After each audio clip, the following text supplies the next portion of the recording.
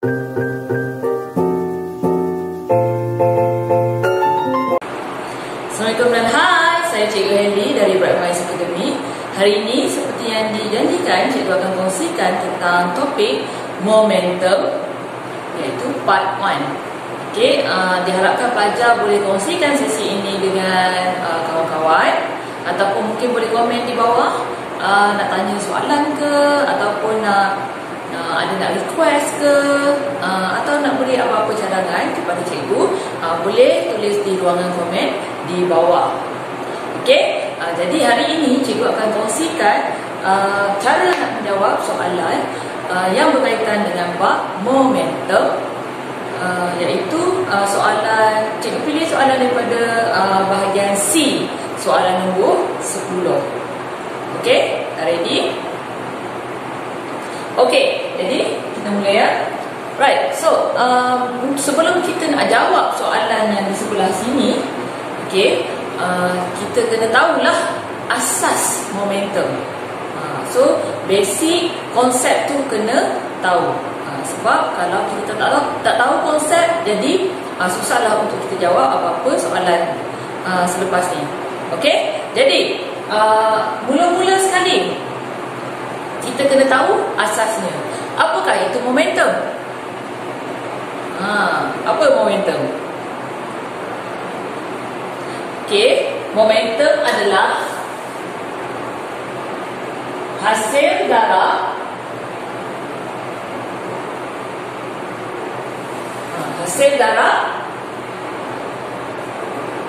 apa dengan apa? Jisim dan halaju. Jisim dan halaju. Okey, jadi sebenarnya definisi ini adalah datang daripada formula momentum.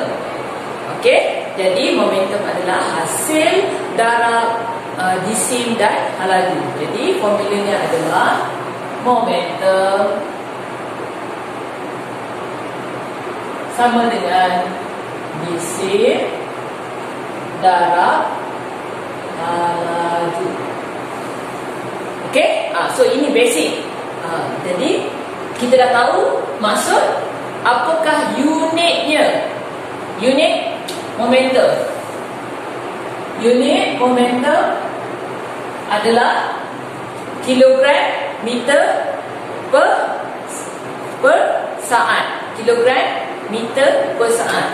Jadi kilogram meter per saat. Right? Jadi ini adalah bentuk yang kita selalu tulis kalau kita buat calculation. Sebenarnya yang maksud negatif 1 di atas ni sebenarnya samalah dengan kilogram meter per saat. Okey, jadi tapi kita biasa tulis macam ni. Okey, faham ya? Jadi unit kena tahu, definisi pun kena tahu. Okey, semua objek yang bergerak mempunyai momentum. Semua ya, objek bergerak mempunyai momentum. Jadi contohnya tangan cikgu. Cikgu gerakkan tangan. Tangan cikgu mempunyai momentum. Okey, sebab apa? Kalau cikgu gerakkan macam ni dan kena kat muka, rasa-rasa ada tak rasa apa-apa? Mestilah ada kan? Macam ni kan? Tak kuat, mungkin perlahan, tapi ada. Okey, itu maksudnya momentum. Objek yang bergerak ada momentum. Okey. Kemudian, apakah hubungan antara jisim ataupun halaju dengan momentum? Apakah hubungan dia? So ini benda yang pelajar perlu tahu juga, iaitu hubungan antara jisim ataupun halaju dengan momentum. Jadi apakah hubungannya?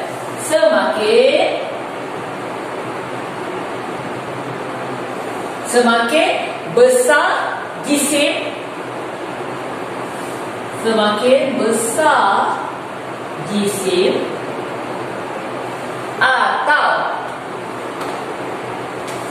atau semakin tinggi laju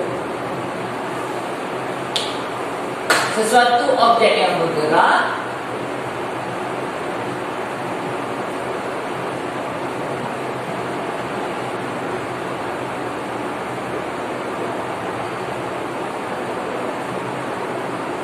semakin besar momentum. Okey, cikgu ulang. Semakin besar jisim, semakin besar momentum, atau semakin tinggi laju, semakin besar momentum. Okey? Jadi semakin besar jisim, semakin besar momentum. Semakin laju semakin tinggi, semakin besar momentum. Contohnya, kembali pada tangan cikgu tadi. Kalau jisim, contoh jisim tangan cikgu ini, okey, cikgu gerakkan, kelajuannya sama, dan cuba bandingkan dengan genggaman tangan kanak-kanak. Okey, kelajuan sama. Rasa-rasanya kalau kena kat muka, yang mana lagi sakit? Tangan cikgu ke tangan kanak-kanak? Mestilah tangan cikgu, sebab tangan cikgu jisimnya lebih besar. Okey, dapat? Okey, kedua, kalau laju kembali pada tangan cikgu lagi. Tangan cikgu gerakkan ni perlahan, dengan cikgu gerakkan laju. Yang mana agak-agaknya lebih sakit kalau kena muka? Perlahan dengan laju. Jarak sama, bezanya jisim pun sama, cuma beza kelajuan. Yang mana lagi sakit? Tentulah yang laju tinggi. Jadi apabila kena kat muka kita, iaitu momentumnya kena kat muka kita, kita terasa, okey, impact dia. Jadi itu maksudnya momentumnya lebih besar. Dapat? Okey, itu adalah the whole concept. Itulah konsep momentum. So soalan yang berkaitan dengan momentum, kalau bahagian asas, sebenarnya soalan ni boleh dikatakan soalan bonus. Sebab apa? Straightforward. Okey, biasanya dia akan memberikan maklumat. Kita cuma kena masukkan di dalam formula. Okey, formula pun senang nak ingat. Direct dia momentum darab momentum sama dengan jisim darab laju. Okey, mungkin kalau nak twist sikit soalan tu, mungkin kita kena cari dulu laju ke, mungkin. So dia akan dapat 2 markah macam tu. Okey, tapi kebiasaannya kita cuma perlu memasukkan sahaja. Okey, boleh? Okey, sekarang kita bagikan contoh soalan. Contoh soalannya. Baik. Belum lagi, kita belum masuk ini. Ini soalan berkaitan dengan konsep asas. Okey, jadi soalannya, cikgu tengok dalam buku ya. Satu kereta berjisim 2,500. Okey, ada kereta jisimnya 2,500 kilogram. Boleh nampak tu saya cikgu? Ini tak berapa banyak. Okey, buka. Okey, kereta jisimnya 2,500. Okey, kemudian bergerak dengan laju 50 meter per saat. Laju 50 meter per saat. Okey, berapakah momentum kereta itu? Berapa momentum? So kita terus masukkan saja guna formula yang sama, iaitu momentum sama dengan, boleh nampak? Okey, jisimnya adalah 2,500 kilogram darab 50 meter per saat. Okey? Alright. Jadi berapa jawapannya? Jawapannya adalah, nanti kira, cuba kira ya, 100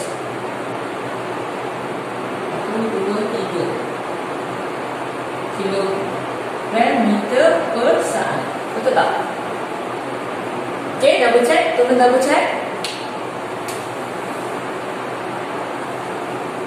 Betul ya? Okey, diberikan kereta jisimnya 2500 kg, hal lalunya adalah 50 meter per saat. Berapakah momentum? Straightforward saja kita masukkan. Okey, boleh? Jadi, kadang-kadang soalan dah diberikan berapa nilai momentum. Mungkin kita kena cari jisim ke ataupun laju. Ada juga soalan yang macam tu. Okey, boleh? Senang saja. Jadi ingat, faham konsep. Semua objek bergerak mempunyai momentum. Jadi kalau objek itu tak bergerak, tak adalah momentum. Sebab tu kita ada hal laju. Okey? Alright, so itu adalah konsep asas. Senang je kan? Okey, jadi kita boleh tengok ke contoh soalan. Okey? Okey, dapat? Okey, so ingat untuk bab momentum sama juga dengan bab-bab lain macam inertia ke ataupun tekanan ke. First kali kita kena tahu apakah maksudnya, kemudian formulanya, kemudian hubungannya. Okey, barulah kita faham konsep asas tu.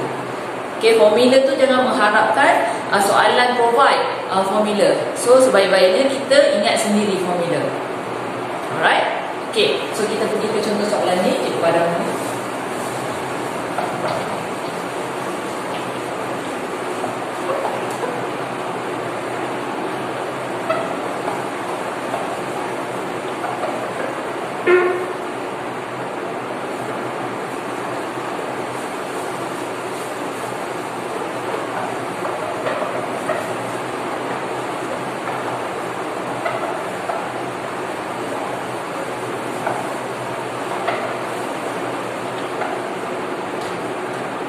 Okey, jadi kita tengok pada soalan ni, cikgu ambil daripada soalan kertas 2 bahagian C tahun 2017. Okey, tahun 2017. Kaji penyataan berikut. Okey, ujian pelanggaran kereta adalah satu bentuk ujian kerosakan yang dilaksanakan ke atas kereta untuk memastikan piawaian reka bentuk yang selamat dalam sistem dan komponen yang berlainan. Ujian impak hadapan telah dijalankan pada jenis kereta yang sama dengan muatan yang berbeza. Keputusan ujian menunjukkan kereta dengan muatan 100 kg mengakibatkan kurang kerosakan berbanding kereta dengan muatan 400 kg pada kelajuan 56 km per jam. Okey, di sini kalau pelajar nak tahu, setiap kereta, model kereta yang dibina akan ada ujian pelanggaran. Okey, kita nak tengok kalaulah berlaku pelanggaran, apakah impaknya, seteruk manakah impak pelanggaran tersebut. Jadi reka bentuk kereta sebenarnya adalah untuk menyerap impak, untuk mengurangkan kecederaan kepada pemandu. Okey, jadi semua kereta akan melalui ujian pelanggaran. Okey, jadi di sini ujian impak hadapan ini telah dijalankan pada jenis kereta yang sama tetapi muatannya berbeza. Kereta yang sama, muatan berbeza. Okey, apakah muatannya? Muatannya adalah 100 kg dengan 400 kg. Okey, kelajuannya pun sama. Alright. Jadi, soalannya, okey, cikgu tak tulis lagi soalan dia. Manakala ini adalah soalan di bahagian C. Jadi, kebiasaannya soalan adalah kita kena set up eksperimen. Okey, bahagian C, soalan 10. Okey, jadi soalan yang pertama tulis ya. 10A.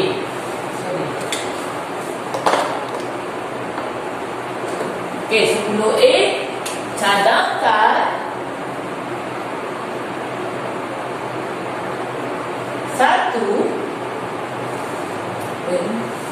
hipotesis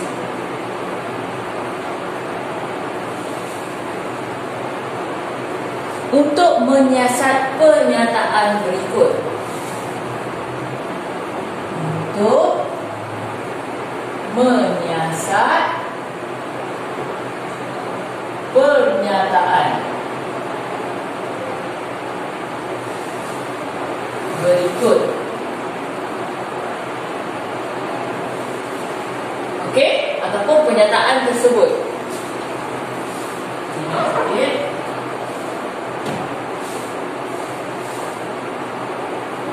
Tersebut. Okey, hipotesis. Hipotesis, kalau kita nak tulis, kita kena tahu pemboleh ubah dimanipulasikan dengan pemboleh ubah bergerak balas. Jadi sama juga dengan hubungan. Yang tadi kita ada tulis tentang hubungan momentum. Pemboleh ubah dimanipulasikan dengan pemboleh ubah bergerak balas. Okey, kat sini yang mana satu pemboleh ubah dimanipulasikan, apa yang berbeza? Dimanipulasikan tu maksudnya kita boleh manipulate, kita boleh tukar-tukar. Apa yang berbeza? Muatan. Okey, muatan ni stand for jisim. Betul? Tadi maksud momentum adalah jisim darab dengan halaju. Okey, jadi muatan adalah PM. Okey, halajunya sama 56 kilometer per jam. Kilometer per jam. Okey, ini adalah PM. PB-nya, apakah PB-nya? Inilah dia punya impact. Kurang kerosakan. Kurang kerosakan ini adalah momentum. Kerosakan yang kita nak tengok. Sebab tu kita buat ujian pelanggaran. Kita nak tengok hasil pelanggaran. Itu adalah PB. Betul? Jadi macam mana kita nak tulis hipotesis?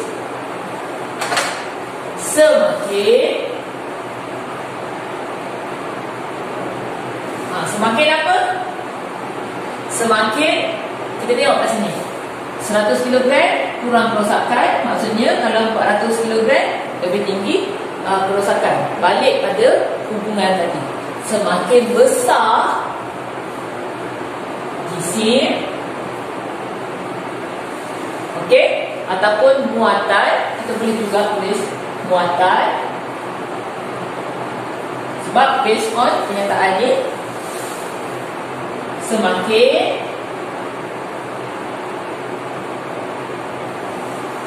semakin besar kerosakan.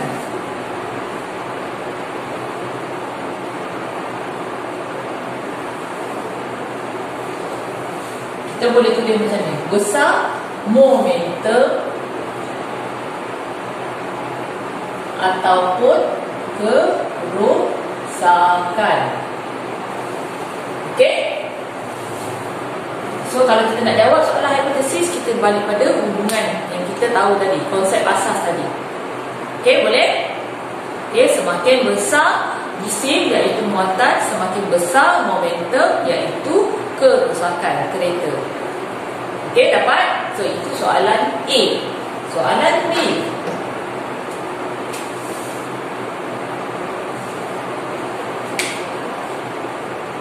Okey.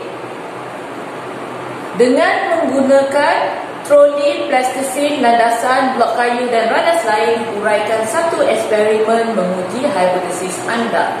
Okey, jadi seperti biasa soalan nombor 10 kita buat eksperimen based on penyataan ataupun hipotesis kita letak di atas tadi. Jadi B adalah disenaraikan tadi menggunakan troli, plastisin,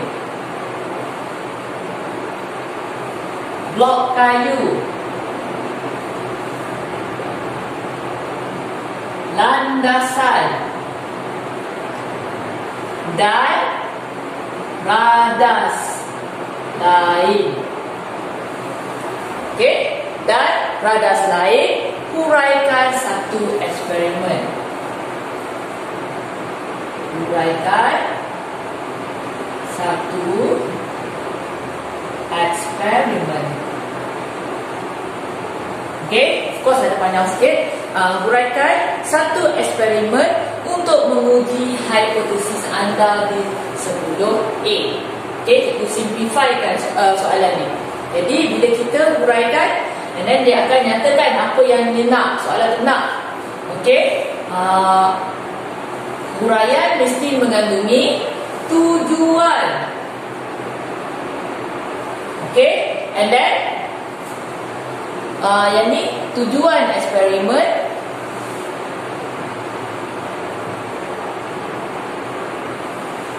kemudian mengenal pasti pemboleh ubah,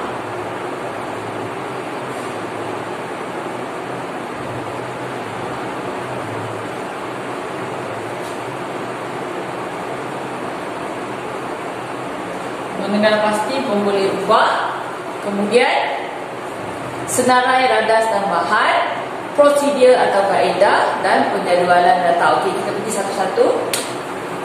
Okey, tujuan eksperimen dahulu. Okey, macam mana kita nak tulis?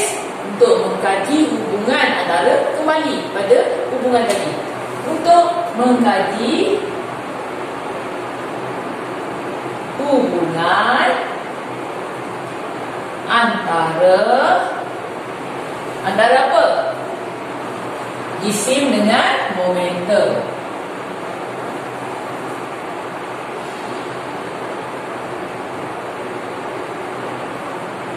Jisim dengan momentum. Okey, itu adalah tujuan. Ingat, kita selalu tulis untuk mengkaji hubungan. Nak tulis untuk boleh, tak nak tulis pun tak apa. Okey, mengkaji hubungan antara PM dan PP. Again, PM dan PP di sini adalah jisim dan juga momentum. Alright, now mengenal pasti pemboleh ubah. Okey, pemboleh ubah PM tadi dimanipulasikan adalah bilangan troli.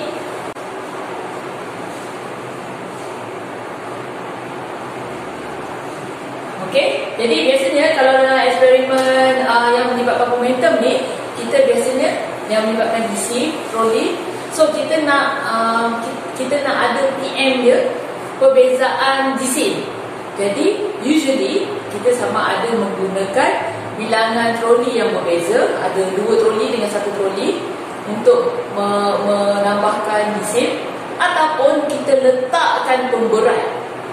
Okey, kita letak pemberat pada troli. Okey, hari ni cikgu plan untuk tambah bilangan troli. Kalau pelajar plan untuk tambah pemberat dekat senarai nanti, senarai radas dan bahan nanti, letak pemberat. Okey, boleh? Okey, tak ada masalah. Right, so PM nya adalah bilangan troli. Pemboleh ubah dimanipulasikan. Okey, pemboleh ubah bergerak balas adalah lekukan pada plastisin.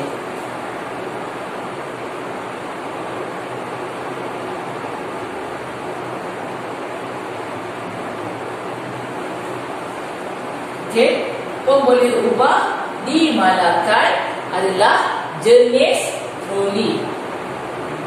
Jenis troli ataupun panjang landasan.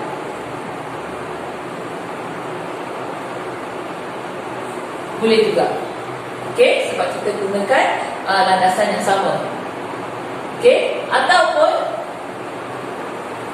daya tolakan yang dikenakan. Okey? Boleh?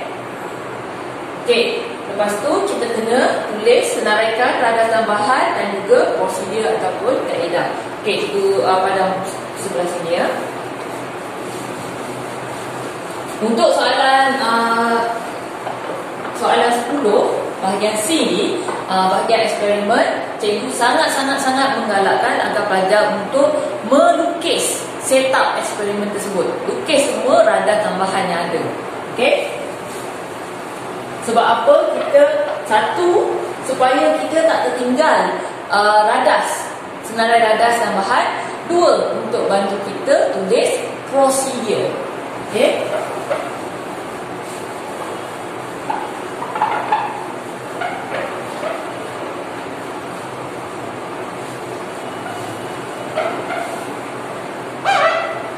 Okey, so jadi tadi kita nak buat senarai radas dan bahan.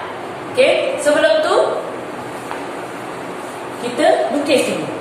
Okey, let's say andai katalah masa awal-awal lagi pelajar tak tahu dia eksperimen ni macam mana ada senarai. Okey, nak tulis yang kat PMBB ni tak tahu lagi, tak nampak. Okey, pun pelajar boleh lukis dahulu. Lukis dia.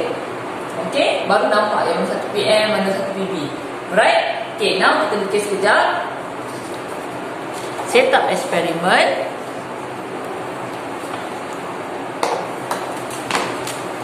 Okey. Okey, di sini ada blok kayu.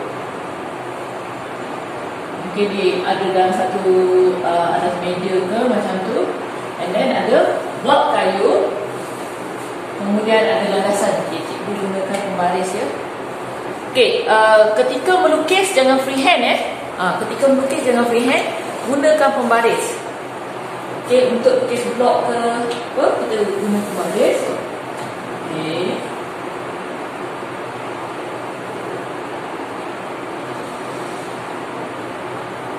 Okey. Tebalkan sikit untuk landasan ni. Okey, guna pembaris ya. Pembaris.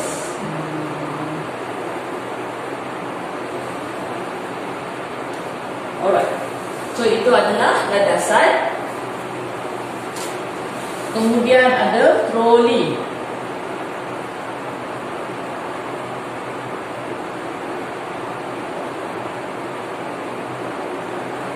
Okey, troli cikgu. Kemudian apa lagi? Yang terakhir ada plasticine.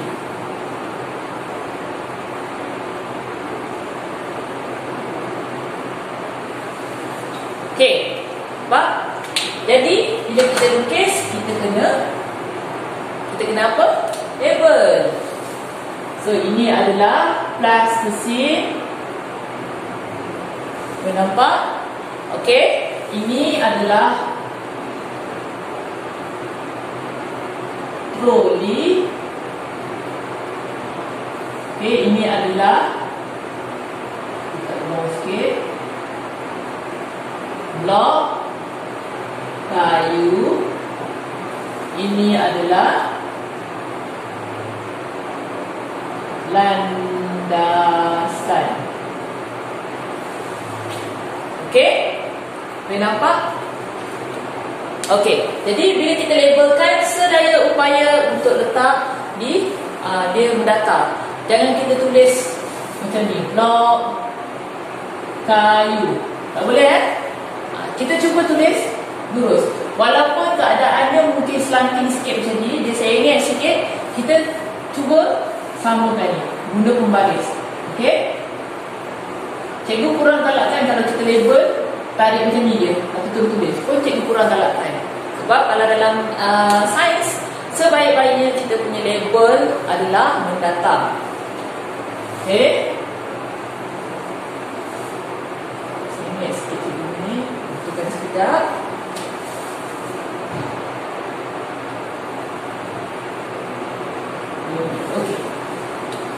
Jadi bila kita tengok setup macam ni, kita nak gunakan perbezaan jisim pada troli. Mungkin kita guna 2 troli. Sekarang cikgu punya eksperimen ni, cikgu plan nak guna 2 troli, ataupun kita boleh letak pemberat. Okey, jadi dalam senarai dan radar tambahan, jangan lupa diseraikan semua benda yang diperlukan. Okey.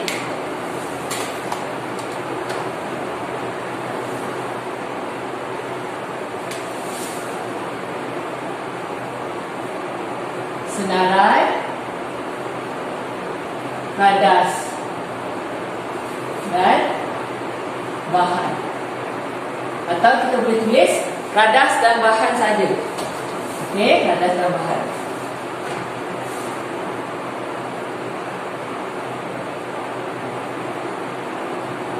Okey, senang saja. Kita list down ikut apa yang telah diberikan. Di sini ada troli. Troli, plasticine, blok kayu,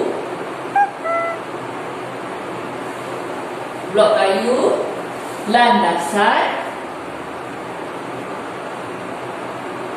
dan kita ukur kedalaman lekukan tu dengan apa? Pembaris mungkin. Betul? Jadi letaklah pembaris.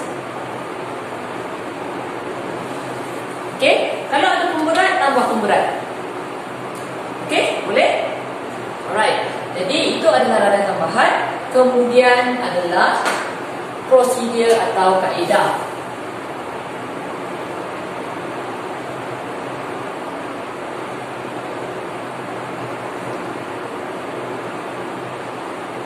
Okey, prosedur atau kaedah. Okey, part ni cikgu nak highlight sikit sebab pelajar cikgu ramai yang suka buat senarai prosedur dan kaedah ni panjang. Sampai ada 10, sampai ada 8, sampai ada 6. Banyak sangat. Tak perlu. Kita bahagian prosedur dan kaedah ni adalah hanya 4 markah. 4 markah. Walaupun cikgu kata hanya, maksudnya dia besar. Okey, ni 4 markah. Radas dan bahan 1 markah. Betul? Okey, tadi hipotesis 1 markah. Tujuan 1 markah. Apa boleh ubah? 2 markah. Okey. Jadi bahagian prosedur kaedah ni 4 markah. Jadi kemungkinan hanya 4 poin. 4 maksimum 5 poin. Okey. Sebab tu cikgu sarankan pelajar untuk lukis. Sebab untuk memudahkan kita menerangkan prosedur. Alright. Jadi di sini cikgu cadangkan, galakkan first pelajar tulis nombor 1.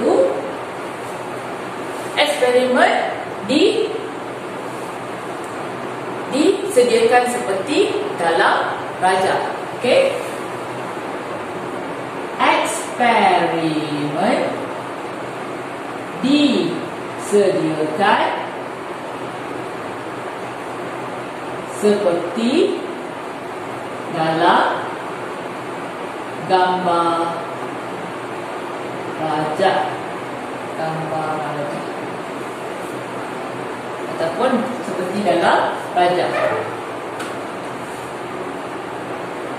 Okey, part ni nombor 1 ni tak ada markah, tapi dia membantu kita buat good intro. Okey, jadi kita dah ada gambar, kita terus set up dia macam ni. So orang terus boleh refer kedudukan dia.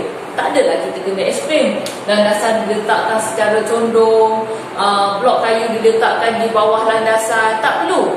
Sebab apa? Kita dah lukis rupa dia macam ni. Dan step pertama kita dah nyatakan eksperimen disediakan seperti dalam rajah. Cuma poin ni tak ada markah ya. Cuma dia membantu kita untuk simplifykan, memudahkan penulisan prosedur. Okey, nombor 2. Selepas tu apa? Okey, kita tengok dia punya flow. Apa yang kita nak buat? Kita letakkan troli atas landasan. Okey, troli diletakkan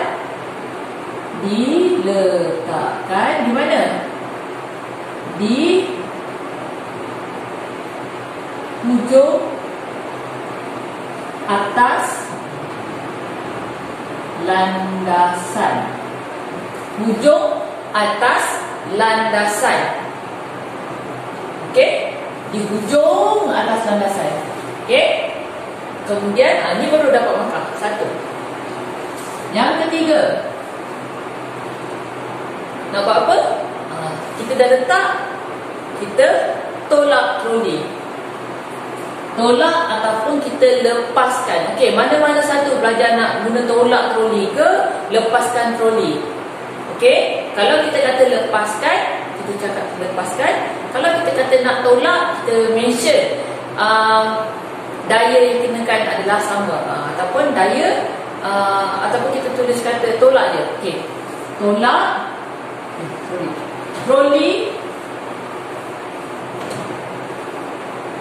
troli ditolak. Menuruni landasan. Okey, troli ditolak menuruni landasan. Okey. Dan keempat, apa yang berlaku, dia akan langgar plastisin. Betul? Jadi langgar plastisin, kita kena ukurlah kedalaman.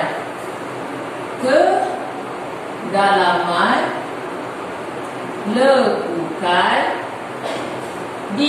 pada plastisin,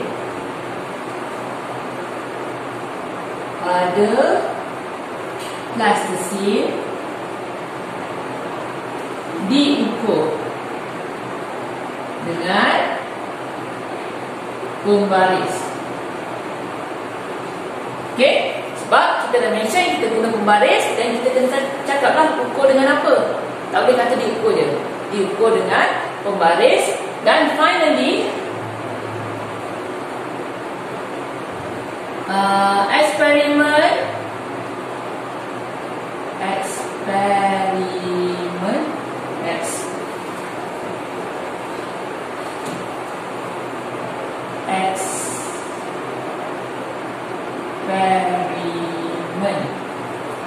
diulang menggunakan dua troli dengan daya tolakan yang sama. Okey? Jadi baru dapat poin. Okey? Eksperimen diulang, ataupun kita boleh kata juga langkah 2 dan 3 dan 4, ataupun langkah 2 hingga 4 diulang dengan menggunakan dua troli dengan daya tolakan yang sama. Kita kena mention daya tolakan ni sebab apa kita tolak. Kalau kita tolak satu kuat satu perlahan pun tak boleh. Sebab sekarang ni yang berbeza bukan daya, yang berbeza adalah gisim. Jadi yang berbeza sini ada troli, dua troli.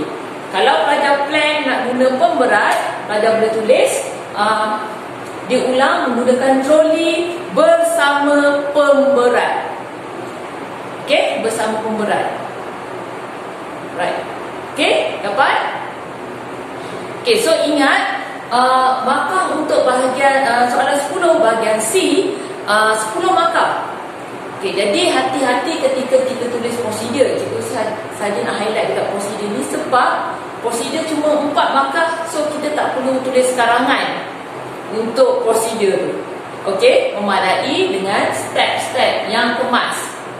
Okey, ingat mesti lukis. Kalau tak dapat idea daripada awal, lukis. Awal-awal dah lukis. Sebelum tulis tujuan semua tu, lukis dulu. Okey, baru tulis tujuan semua.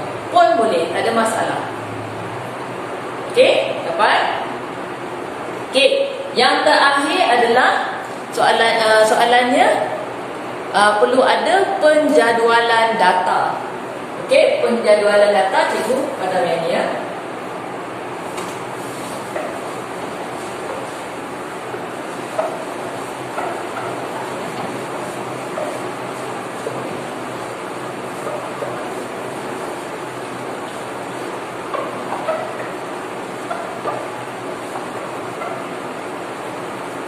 Alright. Yang kelima, penjadualan data. Okey, penjadualan data biasanya kita tulis kita letakkan dalam bentuk jadual. Okey. Again, bila buat jadual gunakan pembaris. Okey. Dan untuk penjadualan data, again kena identify tadi pemboleh ubah dimalarkan dan pemboleh ubah bergerak balas. Okey. Cikgu freehand dia.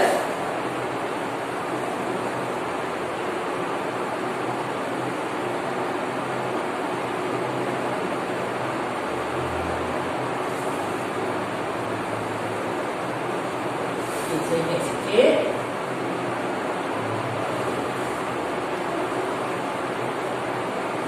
Okey. Nampak? Okey.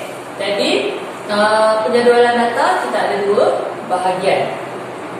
Okey, first PM nya tadi boleh ubah dimanipulasikan tadi adalah bilangan troli. Okey, bilangan troli, dan di sini adalah kedalaman lekukan. Kedalaman lekukan pada plastisin letak unit cm ke mm ke. Okey, biasanya dalam bentuk cm. Jadi bilangan troli 1, ni bilangan troli 2. Okey, macam ni saja dah dapat markah. Okey, kalau pelajar tulis atas bawah, tulis jadual yang tulis atas bawah, pelajar boleh tulis pemboleh ubah dimanipulasikan dulu, baru pemboleh ubah bergerak balas. Okey, so itu adalah pengetahuan asas tentang penulisan penjadualan data. Okey, tulis macam ni tak apa. Okey, kalau pelajar plan tadi guna pemberat, mungkin kat sini tulis keadaan troli, boleh tulis kat sini troli tanpa pemberat, troli dengan pemberat pun boleh, tak ada masalah. Okey, dapat? So ingat, bila dapat satu-satu soalan, soalan 10 bahagian C ni, pertama sekali baca dulu the whole thing. Tengok pernyataan yang diberikan ke, ada rajah ke, apa-apalah. Okey, tengok betul-betul, baca betul-betul radas yang disenaraikan supaya kita boleh agak dapat gambaran apakah eksperimen yang mana satu eksperimennya. Okey, and then kalau tak dapat idea, cuba buat setup eksperimen tu dulu, lukis dulu rajah. Okey, baru jawab. Okey, so cikgu sangat-sangat galakkan untuk lukis rajah dulu supaya kita boleh nampak flow, and then membantu kita untuk identify pemboleh ubah, dan juga bantu kita itulah nampak flow, setup, kita simplifykan, meringkaskan prosedur and so on. Jadi gambar rajah sangat penting. Okey, bila buat jadual, bila lukis, mesti gunakan pembaris dan juga label. Right? Dapat? Okey, jadi itu saja perkongsian cikgu pada hari ini. Cikgu akan ada part 2 momentum ya. Pada minggu hadapan cikgu akan kongsikan masih lagi tentang momentum, tetapi bahagian 2 di mana cikgu akan explain dengan lebih detail sedikit tentang pelanggaran. Okey, tentang pelanggaran momentum yang detail sikit. But first, pelajar mesti faham konsep dulu. So konsep asas inilah dia. Okey, kalau eksperimen yang melibatkan konsep asas momentum, inilah dia. Alright? Okey? Okey, so itu saja untuk hari ini. Sehingga kita berjumpa lagi di lain masa. Assalamualaikum dan bye.